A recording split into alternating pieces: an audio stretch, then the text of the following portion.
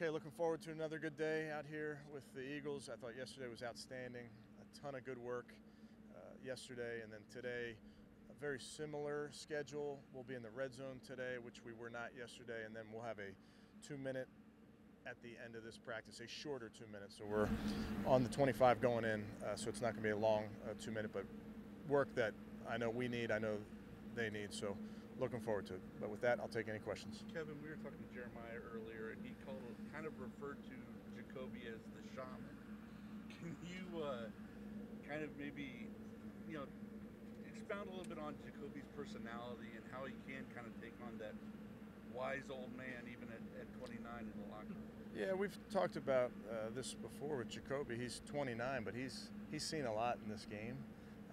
Going back to his days in New England, his days in Indianapolis, he's seen a lot, and that's the NFL for quarterbacks, as starters, as backups, those type of things. So I do think he's able to impart wisdom as a shaman to some of those young guys. Will Dobbs increase his workload today? Is that already pre-scripted? Yeah, I think with all the young guys, I think you'll see that'll continue to come over the next couple days, weeks. Kevin, are you sticking to the plan to not have Jacoby play Sunday? Yes. Is Miles back and will he practice today? He is back and he'll practice, yes. What about Jedrick Wills? Yes. Out of final period? Yeah, just had a play there, had pulled himself out for a little bit, but he's good. So why did Alex, whatever his name is, go and not Who? Hubbard? Taylor, I'm sorry. Alex Taylor. He Yeah, went in with the we're working guys. Yeah, we just work guys in different spots. So Kevin, will you divide the reps Sunday just evenly between Dobbs and Rosen? I think we'll see when we get there. Having those conversations now with the coaches. And how are you viewing that? Like now that it's going to be your number 2 quarterback, right? So are you viewing that as Dobbs' job, or is it a competition between those guys? I think everything's a competition. All of these players are earning their role. Josh Dobbs is farther along because he's been with us than Josh Rosen. But yeah, everything's a competition. And the last one on that, how important is it then that you're going to see them for a significant amount of time in game action? Yeah, I think it's great, and I think Jacksonville was great. I think we got to see both those guys operating, getting us in and out of plays, getting the ball in guys' hands, and just moving the offense along. So any exposure that you get with those guys is valuable. What was the best thing you were able to get out yesterday?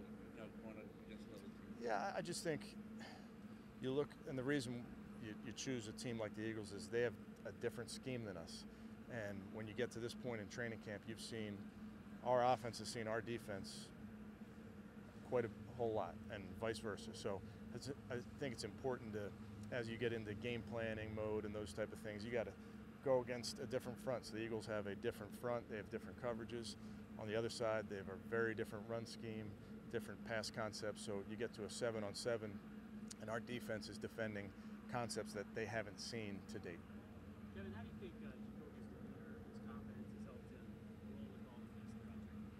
Yeah, Jake, I think that's his personality. I think he's very authentic. I don't think he changes day to day, whether he's getting 100 reps or 0 reps. He just goes about his business. It looked like, I don't know, maybe I just saw a couple bad moments for him, but David Bell looked like he had a tough day yesterday.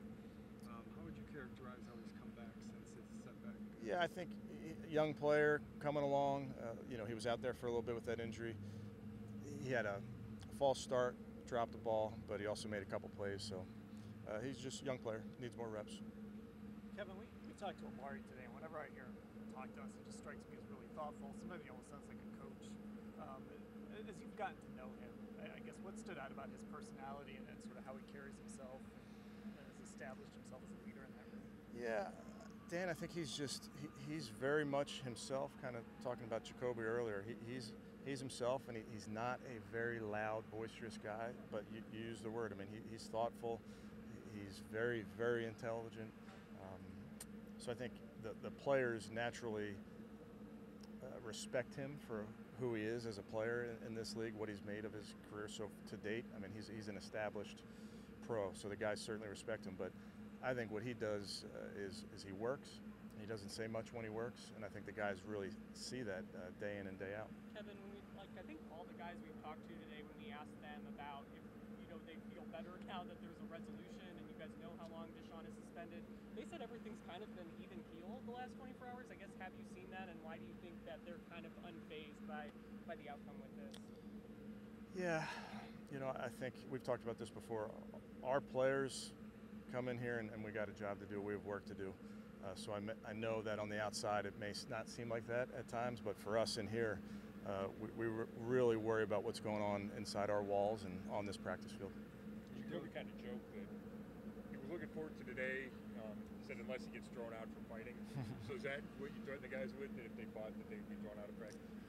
I've threatened them a few different ways, but I don't expect Jacoby to do that. You doing field goals? We are. For you, Tony. Yes, indeed. Shout out. Particularly standing out about your competitor competition? Who ultimately makes that call?